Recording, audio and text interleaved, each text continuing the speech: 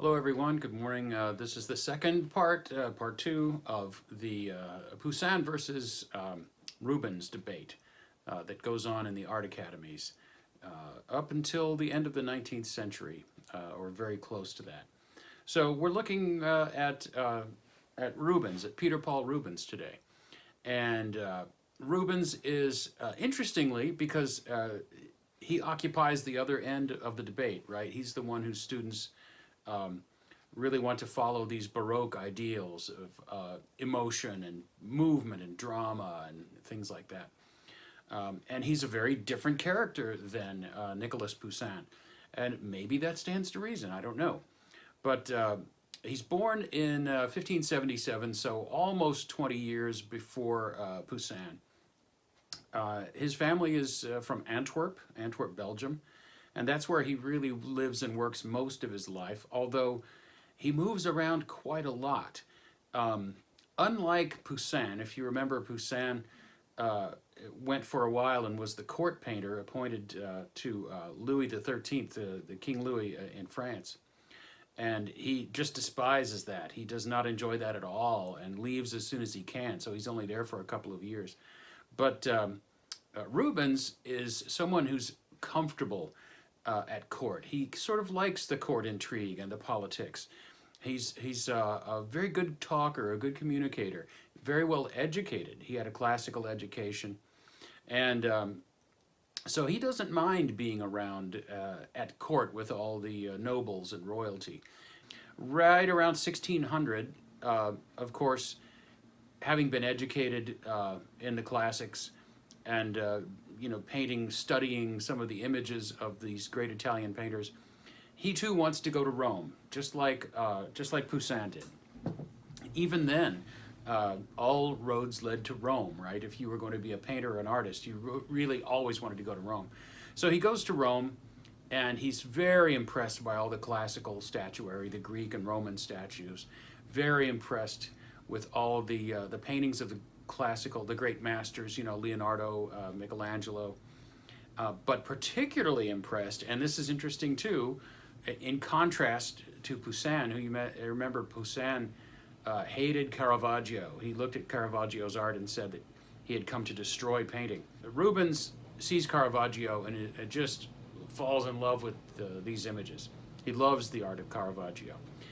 So Rubens really, from that time on, embraces the Baroque sensibility of that the job of art, the function of art is to appeal to the emotions, to hit you right between the eyes and get your attention. And so his art is full of movement and drama and that high chiaroscuro, and all of his forms are modeled kind of voluptuously. There's a sort of a sensuality to his application of paint that you don't see at all with Poussin, with that very smooth, slick surface that Poussin was after. So his paintings are quite the opposite. This is the debate as it goes on through the academies. Later on, in the early 19th century, you see a revival of this, or maybe even a little before that, with the artwork of Ingres and Delacroix. So the debate is renewed, although it's always been there. The debate is renewed partly because there's this resurgence of neoclassicism after the French Revolution. Delacroix is a very expressive, emotional painter, and Ingres is this very precise draftsman with very modeled shading. And so we see that controversy just continue. The funny thing is, though, when you look at the nature of the controversy, you look back at the art of the Greeks that really inspire all this, right? The Greeks have the same sort of controversy going on. They go from this classical period where everything is very idealized, composed, calm, serene, to during the Hellenistic period, this turbulent, emotional, highly realistic art. And in fact, it's the Laocoon, the sculpture of the Laocoon that Rubens sees in Italy and it has a huge impact on him. And you can see that in some of his paintings. So Rubens is a very, very well-known, influential painter during his lifetime, well-regarded, even though he, again, being a very different character than Poussin, a lot of the works that are attributed to him, there are over 1,400, you have to be careful with the attribution because he did not do all the work himself. On a lot of the paintings, he didn't do very much of the work. His assistants did a good deal of his work.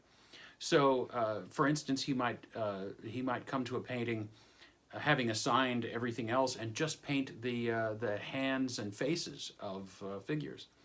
And he was completely comfortable with that. He didn't mind supervising a big team of assistants. He enjoyed that, and he was very productive that way. But it also means that you can't tell always, looking at his paintings, just how much of it he actually did.